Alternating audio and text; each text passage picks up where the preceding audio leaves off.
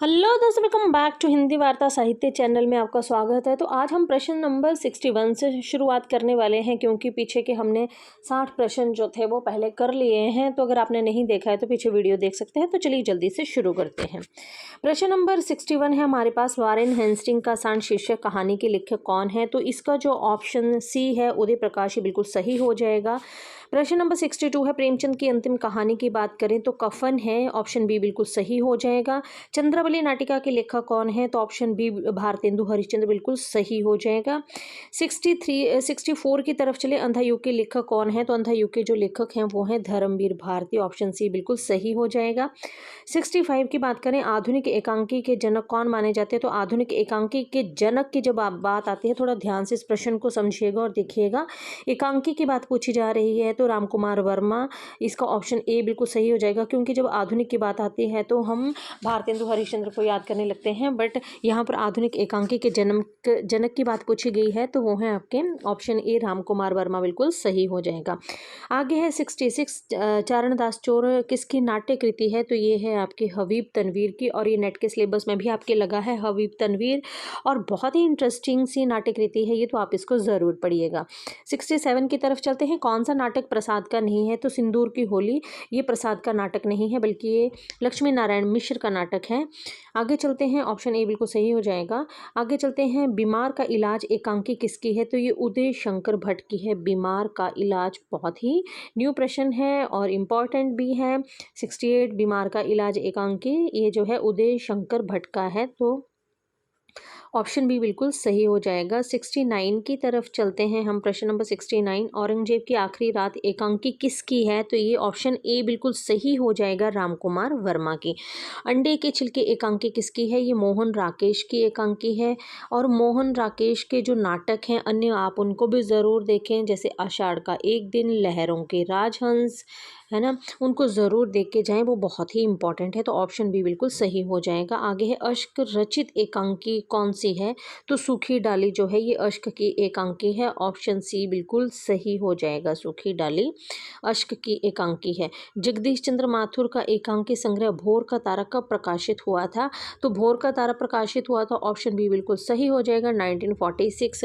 जगदीश चंद्र माथुर के अन्य जो भी एकांकी संग्रह ये नाटक हैं तो आप उनको भी ज़रूर देखिएगा, वो भी बहुत इंपॉर्टेंट है।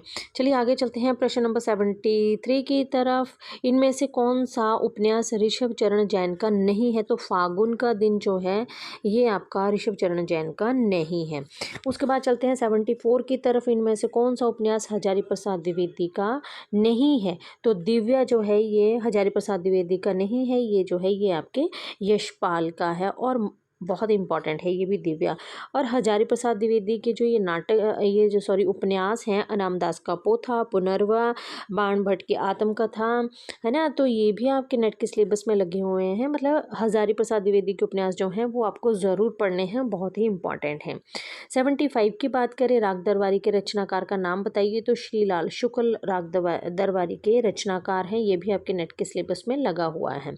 ठीक है, आगे चलते हैं, श्यामा स्वप्न उपन्यास के लेखक का नाम बताइए? तो ऑप्शन डी जगमोहन सिंह बिल्कुल सही हो जाएगा आपका। श्यामा स्वपन 76 का जो सही आंसर होगा वो हो जाएगा ऑप्शन डी जगमोहन सिंह। 77 की तरफ चलते हैं, प्रेमचंद का अधूरा उपन्यास कौन सा है? तो ऑप्शन बी बिल्कुल सही हो जाएगा, मंगलसूत्र। किस ग्रंथ के लेखक रामबिलास शर्मा हैं? तो हमसे है की बात पूछी गई है, प्रश्न को थोड़ा ध्यान से पढ़िएगा। हिंदी साहित्य की भूमिका, मध्यकालीन बोध का स्वरूप, निराला, आत्महंता, आस्था। तो ऑप्शन डी जो है ये बिल्कुल सही हो जाएगा, भारत में अंग्रेजी राज और मार्क्सवाद, ये जो है ये आपका रामबिलास शर्मा का ग्रंथ है। ठीक है, आगे चलते हैं, दूसरी परंपरा की खोज के लेखक कौन है? तो बहुत ही इंपॉर्टेंट है, मतलब मोस्ट इंपॉर्टेंट जिसको हम बोल सकते हैं, ऑप्शन बी बिल्कुल सही हो जाएगा, नामवर सिंह।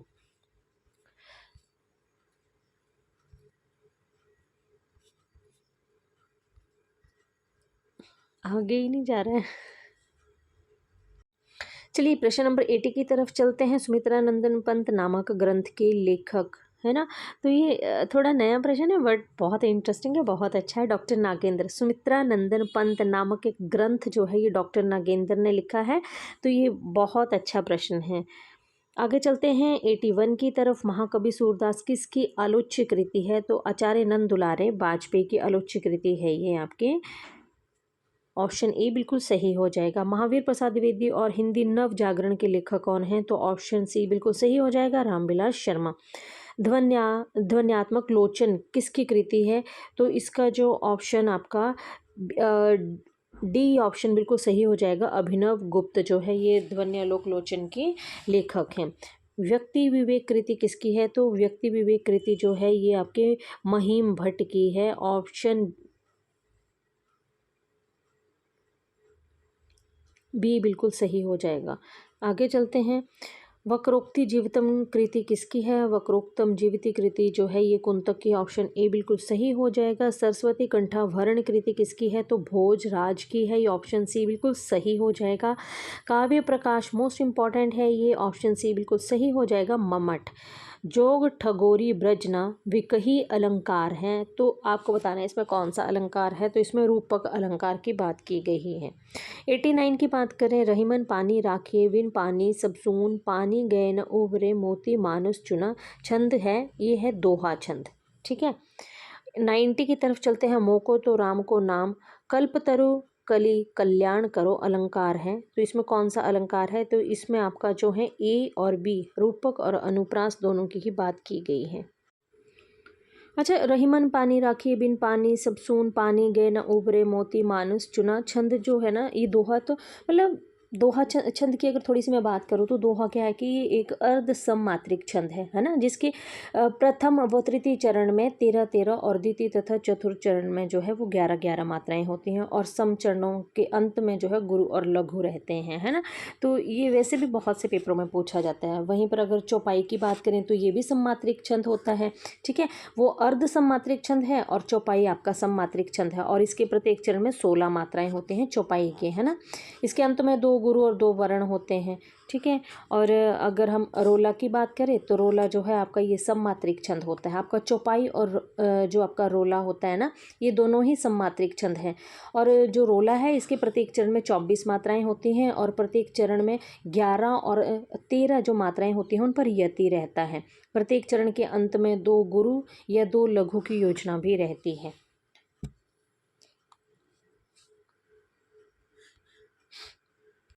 और आगे है गीतिका। तो गीतिका के सिर्फ मुझे मात्राओं का पता है, तो इसमें जो है वो 26 मात्राएं होती हैं। तो आई होप आपको आज का वीडियो पसंद आया होगा। वीडियो पसंद आए तो वीडियो को लाइक शेयर और चैनल को सब्सक्राइब ज़रूर कीजिएगा। तो मिलते हैं नेक्स्ट वीडियो पे। धन्यवाद।